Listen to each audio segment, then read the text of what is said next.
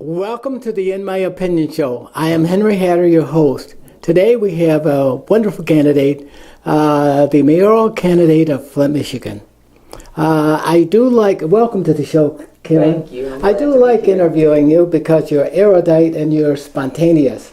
And our audience love to watch the actions of people who are well prepared for the show. Okay. And have something to say. I have something to say, and I'm happy to be here. Thank you. What are the most important issues facing the city of Flint today? You know what? I believe the most important issues facing the city of Flint include the water, because we have a crisis here. We have a public health issue as a result of the water, and it's one that we've never seen in the city of Flint before when you're talking about public health crisis, infrastructure crisis. So water. Public safety is another one of the hot topics. It's a high priority issue. Public safety is always in the paper. We're always hearing about the crime in Flint. And I'd also have to say blight in neighborhoods. But those are things that, as mayor, you're in charge of. You have a lot more say-so about what happens there. Something that, while it's a separate entity, that's also a priority is the school system, our schools. So those are the things that I believe are the priorities: water, public safety, neighborhood revitalization, stabilization, and our schools. I think that the public, you should have great feedback from that, because that is what I read that the public is interested in. They're not interested in all of the other fluff, but they're interested in things that touch their lives every day, right, and that they want corrected. Now, Karen, why should the people of Flint vote you mayor? Well, I believe I'm the best candidate for mayor. That's the first reason. But also because I'm here to represent them. And I want to represent Flint and the citizens of Flint in a way that they want to be represented. I believe that we've had a lot of failed leadership and broken trust, and I want to reestablish that. I think that's really important, especially when you want to get people to follow you and believe in you. And so I will speak up, I will speak out, and I will represent the citizens of Flint. How will you differ from the past mayor or multiple mayors in the last 10 years? Well, what would you bring that's different? You know what, and I'm going to say actually a piece of what I just said. I think there's been a lot of broken trust. I think that there's been a lot of failed leadership. When you hear people talking, sometimes you'll hear people even say they don't want to go vote because it doesn't matter to them sometimes, because there's been such broken trust. And so that's one of the things I want to bring back is trust and confidence and hope in leadership. So that's something that will make me different. Do you think that much of that was broken and there were opportunities missed in the last 10 years or 12 years that mayors should have taken opportunities for developing new trends in the city that would bring us to a more successful? Yeah, I do believe there were opportunities missed. And I guess I'm going to talk about even more recently, because water is on everybody's mind. And when you look at what's happened here in the city of Flint the last year and a half, people being told the water was good, the water was fine to drink. And people knew intuitively, when they knew it didn't look right, it didn't smell right, it didn't taste right, that their clothes smelled, that something was wrong. So that was a missed opportunity for 16 months to say the water was okay, until Virginia Tech came in, till the concerned pastors pushed it, until the medical community spoke out, and then, okay, yes, acknowledging we have a problem. There were other opportunities where trust was broken, or opportunities to speak up. When you look at what happened with the millage money, that voters voted on, and while the millage was promoted to the people as a way to get more fire officers, more police officers on the streets, and that didn't happen. And so to have come back and explain to people, okay, here's how that money was used, that was a missed opportunity. So there have been missed opportunities, and that's something that I plan on doing better, is letting people know, because we've got to be open and honest and transparent with the public and let them know what's going on. Sounds good to me. Now, how will you develop a workable relationship with City Council, which sometimes can be pretty tough? You know what? one of the things I think about, whether it's city council or whoever I have to work with, is to let them know that I am a strong leader. Is also to let them know that I am going to be open, and I'm going to be honest, and I'm going to be transparent, and I'm going to seek their input. Because I don't want to make decisions in isolation. But the other thing is, I would hope that that we would be professional enough, respectful enough, not to bring personality kinds of issues into this, because we've got too many challenges facing the city of Flint. And so we ought to be able to agree on issues. We ought to be working on issues. We've got a lot of issues and challenges, and we all know what they are. We all know what they are. And so if we can put some things in place to say, here's how we want to address that issue, here's what we know we want to have happen, we ought to be able to work on those. So that's what I'd like to do. But I want them to believe me and know if I tell them something, I mean it, and that I'm going to do that. So that's part of it. That trust factor, that confidence factor all plays into that. And so I want them to see that as well. Well, the mayor is the top leader. He's the people's top advocate in the city of Flint. Or she, pardon me. I was going to get you. And the mayor is responsible for finding reliable, dependable, renewable sources of funding in the city. How will you go about assuring the people that you would have absolutely a good pulse on getting the money you need to run the city? Well, you know what? This is one of the things I've talked about more than once. People have said, "Well, what are you going to do when you first get into office?" Well, you need to know what you have. You need to know what you're working with. And so one of the things I've always talked about is, okay, sitting with those department heads, let's look at the budget, because we need to know what money we do have. Maybe we do need to do an audit to see where funds have gone. But that's where we have to start. But some of the other things that I've always thought about as far as looking at financial obligations is getting us a tax base. We've got to have a tax base, because that's how the city gets money. What do you mean by a tax base? Well, when you look at, people have left Flint. And some of it, a lot of it is because we have the water issues, because we have the crime issues, because we have the issues with the schools. Our neighborhoods are not being developed the way we would like to see that in certain areas. So we want to keep the people in Flint that are in Flint. We want to attract people to come to Flint. We want to keep the businesses that are in Flint and attract new ones. One of the things I talked about is saying I want a bird in the hand and a bird in the bush. So we've got to really appreciate what we have and still do things to bring new people, to bring new businesses to the city of Flint, so we can create that tax base. Well, when you say tax base, you're not being clear enough.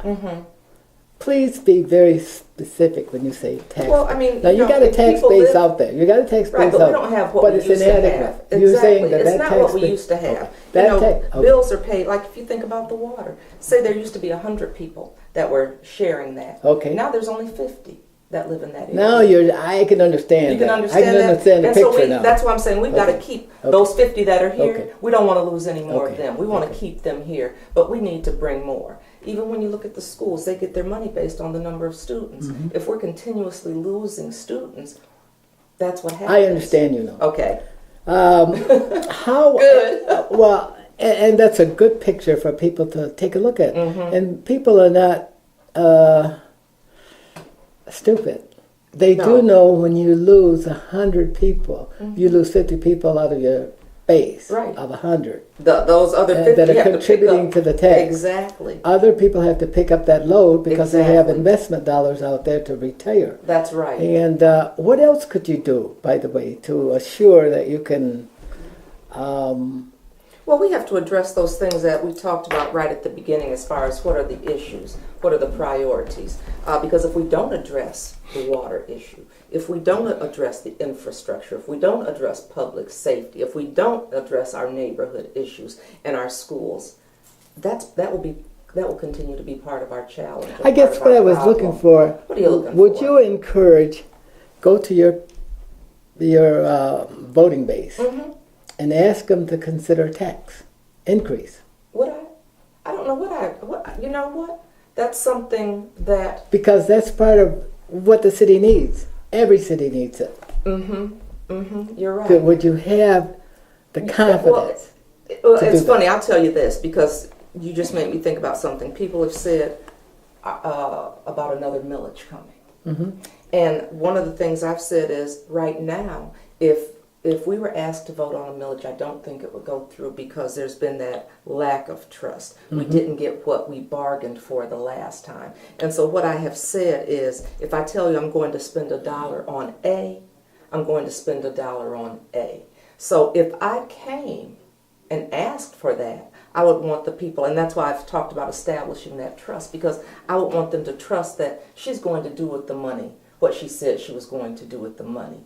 And that's something we can count on. That's what we can take to the bank. And so that's why I go back to underlying everything we've talked about, that trust has to be reestablished. Because I could take it to them and they're going to say, no, not if you haven't done A, B, and C, and you told us you were going to do A, B, and C. And that's why I think it's so important to say, when I get in there, here are the things I need to look at, because I don't want to tell you I'm going to do A, B, C, D, E. And really, you get in there and you say, you can do A, B, C. You can't do those other things. So that's why it's so important to have that qualified, competent, capable team around you. And so that's one of the things that I have to do, is make sure I have that great team, that great knowledge base, those experts that we need to have around the table making those decisions, so we know what to go and ask for, so we know what to put in place, so we know, okay, we've got to get these businesses here, so we know how we're going to work with the schools and do some things.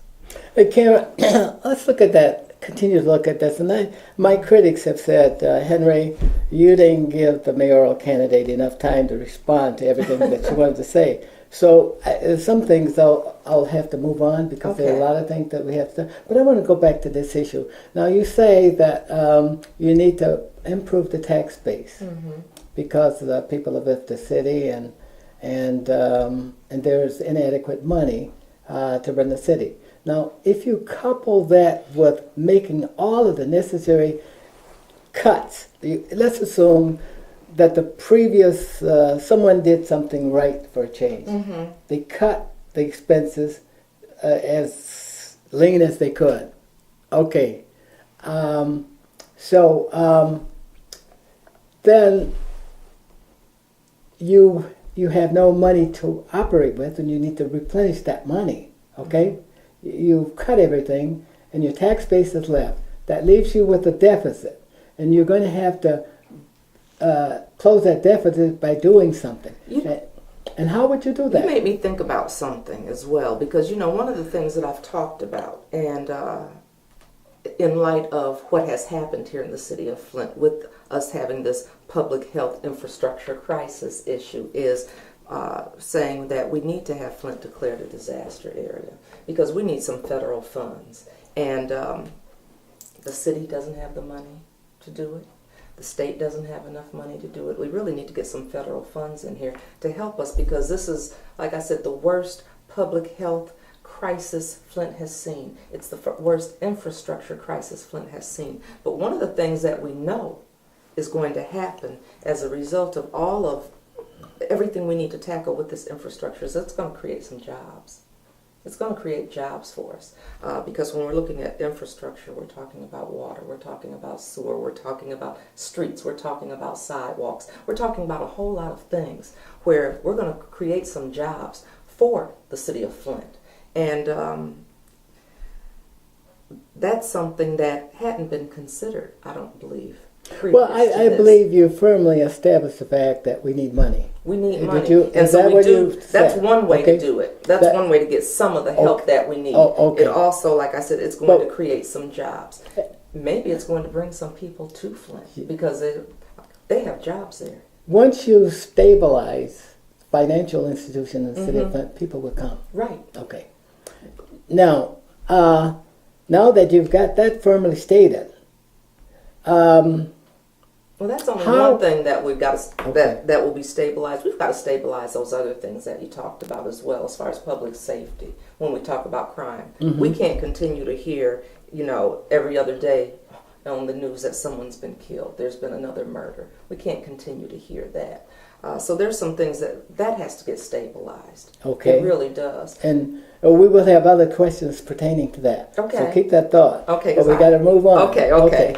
Now, we talked about the money and the shortage of money here for the moment. But what assets does Flint can demonstrate that it has to jumpstart the revitalization process?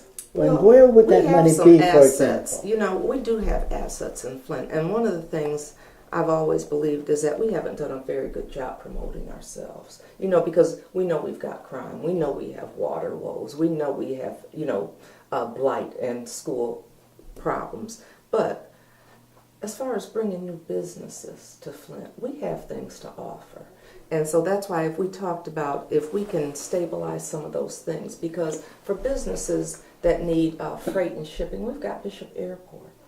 We've got 2 major railways for Flint. We've got, the expressways. We have the hospitals. We have the colleges and universities. And we've got some of the best ones around. We've got U of M Flint. We've got 5 of them. 5 colleges and universities. Right. Well, yeah, because we have U of M, we have Baker, we have Kettering. We've got Mott Community College. Who am I leaving off? Detroit College of Business. Okay, see? And that's my point. We've got the colleges and the universities. We've got a lot of land. We've got a lot of land where we can do some things that should be attractive to businesses. So we have some things going for us as well. But I don't think, a lot of our negative has been what's promoted. A lot of our negative. Every time you turn around, we're number 1 in this, or we're in the top 5, whether it's for crime or, one of the poorest cities. And we have a lot of negative advertising. We have to turn that around. We've got to turn it around. And you didn't say that you had this work pool left by General Motors of tremendous artisans, craftsmen, and we sure do. people like that. We That's sure ready do that to are engage. ready to work. They're ready to make a difference in their community. In spite of everything going on, there are a lot of people that want to be here in Flint. There are people that believe in Flint. This is their home. And they see, and there can be a lot of opportunity because you look at it. You remember how downtown used to be? Yes. And it was a ghost town, and people said, who's going to come down there? And there's crime, and the list went on and on. But we invested in downtown. We appreciated downtown. And the same can be done. We're going to come to that later. Okay. But continue your thought. Well, I was just going to say, it doesn't have to stop there. The same can be done for other areas of the city of Flint. Good. How will you communicate to taxpayers any strategic action you plan to take that may cause you to increase your staff, to raise taxes, or to reduce the debt? Now, there's that. I think there's debt that needs to be retired that the Flint has, that's hanging over like a fog over the city of Flint that discourages investments. But you asked me, okay, how am I going to communicate to them? How did you communicate this to your public? There's a lot of different ways to convey this kind of information. Some of it is how we're having a conversation here. Somebody's listening to us, somebody's watching us, and I hope so. hear it. They better be. Yeah. People all over the world, by the way, are watching us and listening. And so then we have our news media, we have the radio, we have the newspaper, but we can't forget, digital. We're in the digital world, and social media is a great way to get information out. Newsletters are a way to get information out. But one of the things I talked about, in fact, just the other day is your good old-fashioned town hall meetings are another way. And I've talked about needing to do something like that really on a monthly basis, because I still have to go back to the fact that I'm trying to be transparent. I'm trying to be honest. I want to be open. I want those lines of communication out there. And so to do something like that quarterly, I don't believe is enough. I think for the first year in office, that's something that needs to take place on a monthly basis, because people need to hear what I have to say. People need to hear what the administrative team has to say. I need to hear what they have to say. And it's one thing to do it all of those other ways, because those other ways work, but there's nothing like sitting down, talking face to face, and letting the people hear my vision or our vision, and getting the information and the feedback from them as well, because we're in this together. We're in this together. But I really look forward to having just good old-fashioned monthly town hall meetings. Well, would you then turn to the governor's office and use the governor as a power of influence to help you achieve the goals for the city of Flint? I'm going to use whatever means necessary. And the President of the United States. You know what? The Well, that's power- funny because Yeah. I'm going to use whatever means necessary. Not because of that political affiliation, but because it's strategic. Right, right. Yeah. And that's what you have to be. That's how you're going to make things happen. You have to be strategic. You have to be. So yeah, I sure will. I sure will. If it means this is where you go to get this done to make this happen, is going to the governor, that's what you have to do. That's what you have to do. Or it's the president, or is it communicating with both of these? You know, what do we have to do In both to make directions. it happen? Exactly, because sometimes you have to go this way and this way, this way and this way. There's not just one way to do it. Sometimes you have to layer. Sometimes you have to layer to be strategic as well. Will you leverage the power of the mayor's seat across the Mott Foundation, General Motors Corporation, higher education to achieve those goals that will bring about a higher quality of life for the people in the city of Flint? Well, of course. And I'm glad you asked that question, because we have got to do that. And we also have to do more as far as public-private sectors coming together and working together. We can't do this alone. We've got to all come to the table, because we all have a vested interest in making certain things happen for the city of Flint. And I think we've operated in silos enough, and that's why we haven't been able to get some of these things done. So if private and public don't come together, some of these things won't happen. Yeah, I sure am. You know, one of the other things I talked about was maybe having a liaison from the mayor's office to meet with. You talked about higher institution, to make that line of communication much better so we can get things happen. Maybe it's appointing a person, myself included, to sit down and have convene meetings where we are talking about how do we come together, how do we pool resources to make things happen for the city of Flint. So yeah. The Mott Foundation has been a very vital part of moving things around in the city of Flint. You continue to plan to use them. Yeah, And General Motors I would love Corporation, to work very with them. vital. Yes, yes. And higher education, That's very right. vital to the city That's of Flint. exactly right. That's right. I mean, I don't know how we could not work together and why we would not want to do that. Now I'm going to come to, I got to move on, but I'm going to Okay. come to another issue here that's been plaguing us for a long time. And that's the proposition that we have with the police department. Policeman departments around the country are seen as some policemen, but the police department is a vital part of any city. You Yes. must have them. You must have. No matter what color they are. They are very vital. They help people to protect themselves from themselves as well as from each other. So they provide a great service to us.